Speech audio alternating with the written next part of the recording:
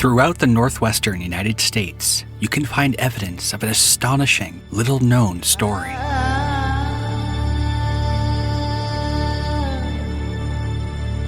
And the story begins here in Missoula, Montana.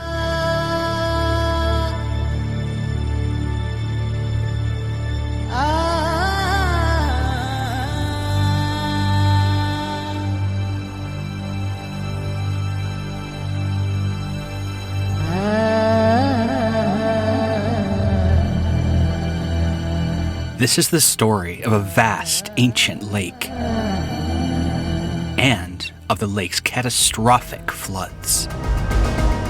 15,000 years ago, the ice dam holding Glacial Lake Missoula, half the size of Lake Michigan, broke and violently flooded the Pacific Northwest, scouring its landscape to pieces.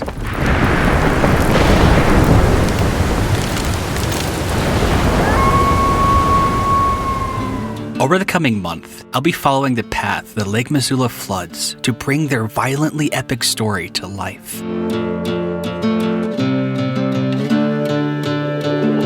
But just as much, this journey will be about the people and places along the way.